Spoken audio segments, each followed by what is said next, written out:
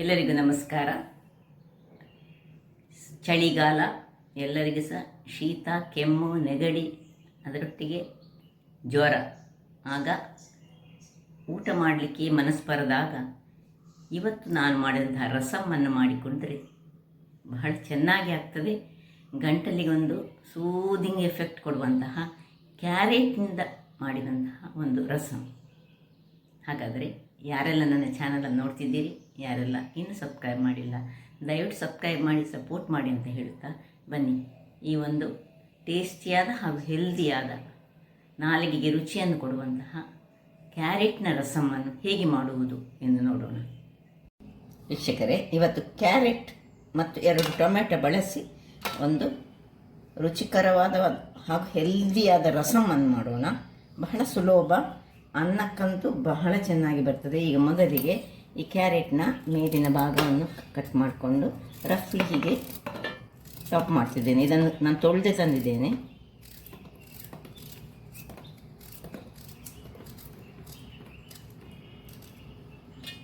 ಟೊಮ್ಯಾಟೊವನ್ನು just 2 ಭಾಗಗಳಾಗಿ ಮಾಡ್ತೇನೆ.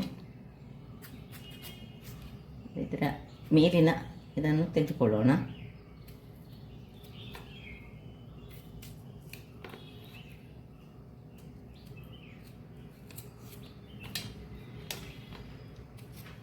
ಇದನ್ನು ಒಂದು ಕುಕ್ಕರಿಗೆ ಹಾಕ್ಕೊಳ್ತಿದ್ದೇನೆ. ಮತ್ತು ಸ್ವಲ್ಪವೇ ಸ್ವಲ್ಪ ನೀರು ಮತ್ತು 1 ಚಿಟಿಕೆಯಷ್ಟು ಕಲ್ಲುಪ್ಪು ಇಷ್ಟನ್ನು ಹಾಕ್ಕೊಂಡು ಇದನ್ನು 1-2 ವಿಸಿಲ್ ಬರುವವರೆಗೆ ಕುದಿಸ್ಕೊಳ್ಳೋಣ. ವೀಕ್ಷಕರೇ, 2 ವಿಸಿಲ್ ಆಯಿತು. ಈಗ ಇದನ್ನು ಆಫ್ ಮಾಡ್ಕೊಂಡು ತಣ್ಣಗಾಗಲು ಬಿಡ್ತಿದ್ದೇನೆ. ಇದು ತಣ್ಣಗಾಗ್ತಿರುವಾಗ ಇಲ್ಲಿ ನೋಡಿ ಯಾವುದೆಲ್ಲ ಸಾಮಗ್ರಿಗಳು ಬೇಕು ಹೇಳಿ. 1 ಚಮಚ ಜೀರಿಗೆ, 1 ಚಮಚ ಪೆಪ್ಪರ್ಕಾರ್ನ್ಸ್, ಕರಿಮೆಣಸು, 4-5 ಬೆಳ್ಳುಳ್ಳಿ, ಸ್ವಲ್ಪ ಕೊತ್ತಂಬರಿ ಸೊಪ್ಪು, ಕರಿಬೇವಿನ ಸೊಪ್ಪು, 2 ಕಾಯಿಮೆಣಸು, 1 ಈ ರೆಡ್ ಚಿಲ್ಲಿ ಬೇಕು. ಇದು 1 ಅಥವಾ 2 ನಿಮಗೆ ಖಾರಕ್ಕೆ ತಕ್ಕ. ಇನ್ನು ಈ ಹುಳಿಯನ್ನು, ಒಂದಿಷ್ಟು ಹುಳಿಯನ್ನು ನೀರಿನಲ್ಲಿ ಹಾಕಿಟ್ಟುಕೊಂಡಿದ್ದೇನೆ. ಇದರ ನೀರು ಬೇಕು. ಈಗ ಇದನ್ನು ಮೊದಲಿಗೆ ನಾನು ಒಂದು ಮಿಕ್ಸಿ ಜಾರ್ನಲ್ಲಿ ಹಾಕ್ಕೊಂಡು ಸ್ವಲ್ಪ ಬೆಳ್ಳುಳ್ಳಿ, 4-5 ಕಾಳುಗಳಷ್ಟು ಪಾಡ್ಗಳಷ್ಟು, 1 ಚಮಚ ಜೀರಾ ನೋಡಿ, 1 ಚಮಚದಷ್ಟು ಕರಿಮೆಣಸು. ಹಾಗಾಗಿ ಕರಿಮೆಣಸು ಹಾಕಿದ್ರಿಂದಾಗಿ ನಮಗೆ ತುಂಬ ಮೆಣಸು, ಇಂಥ ಮೆಣಸು ಬೇಕಂತ ಇಲ್ಲ. ಈಗ ಇದನ್ನು ನಾವೇನು ಮಾಡೋ ಹೇಳಿದರೆ, ಈ ಒಂದು ಕೊರಿಯಾಂಡರ್ ಲೀವ್ಸಿನ ದಂಟಿನೊಟ್ಟಿಗೆ ಹೀಗೆ ಜಸ್ಟ್ ಗ್ರೈಂಡ್ ಮಾಡ್ಕೊಳ್ಳೋಣ. ಅದರೊಟ್ಟಿಗೆ 1 ಸಣ್ಣ ತುಂಡು ಶುಂಠಿಯನ್ನು ಸಹ ಜಜ್ಜಿಕೊಂಡು ನಾನು ಹಾಕ್ತಿದ್ದೇನೆ. ನೋಡಿ, ಈ ರೀತಿ ಕೋಸ್ಟ್ಲಿ ಗ್ರೈಂಡ್ ಆದರೆ ಸಾಕು. ಹೀಗೆ ಆದರೆ ಆಯಿತು. ಹೀಗೆ ಇದನ್ನು ಪಕ್ಕಕ್ಕಿಟ್ಕೊಳ್ಳೋಣ. ಇನ್ನು ಇಲ್ಲಿ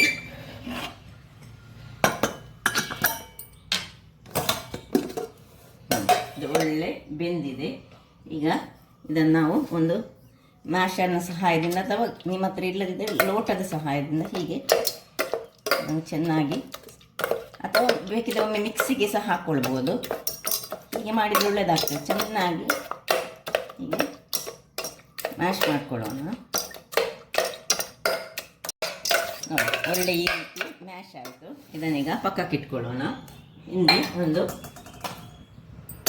ಬಾಣಲೆಯನ್ನು ಆನ್ ಮಾಡ್ಕೊಂಡಿದ್ದೇನೆ. ಅದರಲ್ಲಿ 1 ಚಮಚದಷ್ಟು ಎಣ್ಣೆ ಹಾಕ್ಕೊಂಡು ಅದಕ್ಕೆ ಸ್ವಲ್ಪ ಸಾಸಿವೆ ಸಿಡಿಲಿ.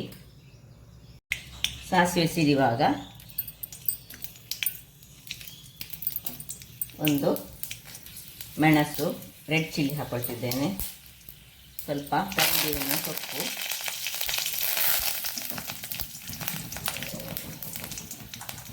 ಇನ್ನು ಏನು ನಾವು ಗ್ರೈಂಡ್ ಮಾಡಿಟ್ಕೊಂಡಿದ್ದೇವೆ ಅದನ್ನು ಹಾಕ್ಕೊಂಡು ಇದರದ್ದು ಚೂರು ಹಸಿ ವಾಸನೆ, ಸಣ್ಣ ಉರಿಯಲ್ಲಿ ಸ್ವಲ್ಪ ಹಸಿ ವಾಸನೆ ಹೋಗುವವರೆಗೆ ಹುರಿದುಕೊಳ್ಳೋಣ.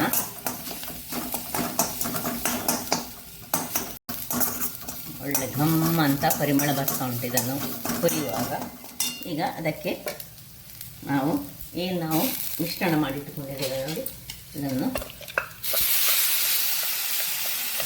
ಹಾಕ್ಕೊಂಡು ಇದಕ್ಕೆ ಇನ್ನು ಸ್ವಲ್ಪ ನೀರು ಹಾಕ್ಕೊಂಡು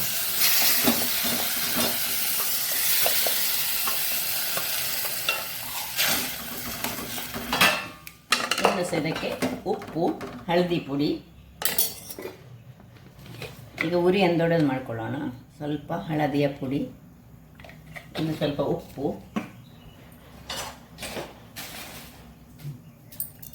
ಇಷ್ಟನ್ನು ಹಾಕಿ ಚೆನ್ನಾಗಿ ತಿರುಗಿಸಿ ಇನ್ನು ಸ್ವಲ್ಪ ನೀರನ್ನು ಹಾಕೊಳ್ಳೋಣ. ಸ್ವಲ್ಪ ನೀರು ಹಾಕಿ ಇನ್ನು ಸ್ವಲ್ಪ ಹುಳಿಯ ನೀರನ್ನು ಹಾಕ್ಕೊಳ್ತಿದ್ದೇನೆ ನೋಡಿ.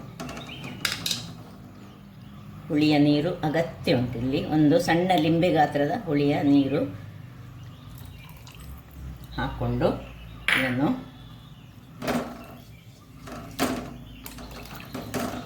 ಕ್ಯಾರೆಟ್ನಿಂದ ಈ ರಸಂ ಬಹಳ ಚೆನ್ನಾಗಿ ಒಳ್ಳೆ ತಿರುಗಿಸಿಕೊಂಡು ಇನ್ನು ಒಂದು ಕಾಯಿ ಮೆಣಸನ್ನು 2 ಸ್ಲಿಟ್ ಮಾಡಿದಂಥದ್ದು, ಇದು ಬೇಕಿದ್ರೆ ಹಾಕ್ಕೊಳ್ಬೋದು. ಸೊ ಇಷ್ಟು ಸ್ವಲ್ಪ ತಿರುಗಿಸಿಕೊಂಡು ಇನ್ನು ಒಳ್ಳೆ ಕುದಿ ಬರಲಿಕ್ಕೆ ಬಿಡೋಣ. ವೀಕ್ಷಕರೇ, ಇಲ್ಲಿ ನೋಡಿ ಒಳ್ಳೆ ಕುದೀತಾ ಬಂತು. ನಿಮಗೆ ಇದು ಹೀಗೆ ಬಾಯಲ್ಲಿ ಸಿಕ್ಕಬೇಕಂತ ಬೇಡದಿದ್ದರೆ ಇದನ್ನು ಸಹ ಗ್ರೈಂಡ್ ಮಾಡ್ಕೊಳ್ಬೋದು. ಈ ಕ್ಯಾರೆಟ್ ಮತ್ತು ಇದನ್ನು ಬೇಯಿಸಿದಂಥದ್ದನ್ನು ಒಳ್ಳೆ ಫೈನಾಗಿ ಗ್ರೈಂಡ್ ಮಾಡಿದರೆ ಸಹ ಅದು ಸಹ ಚೆನ್ನಾಗಿ ಬರ್ತದೆ. ಇಷ್ಟು ದಪ್ಪ ಬೇಡ ಅಂತಿದ್ದರೆ ಇದನ್ನು ಇನ್ನೂ ಸಹ ಸ್ವಲ್ಪ ನೀರನ್ನು ಹಾಕ್ಕೊಂಡು ಕುದಿ ಬರಿಸ್ಕೊಳ್ಬೋದು. ಸೊ ಒಂದು ಕುದಿ ಬರಿಸ್ತೇನೆ, ಒಂಚೂರು ನೀರು ಹಾಕ್ಕೊಂಡೆ. ಇಲ್ಲಿಗ ನನಗೆ ಸ್ವಲ್ಪ ಉಪ್ಪು ಕಡಿಮೆ ಕಾಣ್ತಾ ಉಂಟು, ಸ್ವಲ್ಪ ಉಪ್ಪನ್ನು ಹಾಕ್ಕೊಳ್ತಿದ್ದೇನೆ. ಉಪ್ಪು, ಹುಳಿ, ಖಾರ ಇದ್ದು ಖಾರವಾಗಿ ಬಹಳ ಚೆನ್ನಾಗಿ ಬರುವಂತಹ ಈ ಒಂದು ಕ್ಯಾರೆಟ್ನ ರಸಂ ರೆಡಿಯಾಗಿದೆ ನೋಡಿ. ಎಷ್ಟು ಚೆನ್ನಾಗಿ ಬಂತು. ಇನ್ನು ಸಾಕು, ಒಳ್ಳೆ ಕುದಿ ಬಂದ ಕೂಡಲೇ ಆಫ್ ಮಾಡ್ಕೊಳ್ಳೋದು. ಈಗ ಕೊನೆಯಲ್ಲಿ ಕೊತ್ತಂಬರಿ ಸೊಪ್ಪನ್ನು ಹಾಕ್ಕೊಂಡು ಇನ್ನು ಸರ್ವಿಂಗ್ ಟೈಮ್ ನೋಡಿ, ಸರ್ವ್ ಮಾಡೋಣ.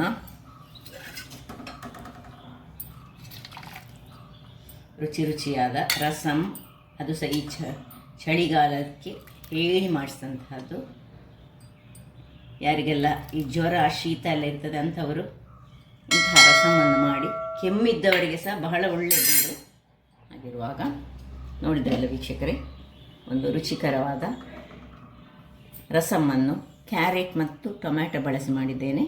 ನನ್ನ ಈ ಕುಕಿಂಗ್ ಚಾನಲ್ ನಿಮಗೆ ಇಷ್ಟ ಆದರೆ ಬೋಳೂರು ಸುವರ್ಣ ಚಾನಲನ್ನು ಲೈಕ್ ಮಾಡಿ, ಶೇರ್ ಮಾಡಿ ಹಾಗೂ ಸಬ್ಸ್ಕ್ರೈಬ್ ಮಾಡಿ ಹಾಗೂ ನನ್ನ ಇನ್ಸ್ಟಾಗ್ರಾಮ್ ಪೇಜನ್ನು ಫಾಲೋ ಮಾಡಿ. ಧನ್ಯವಾದಗಳು.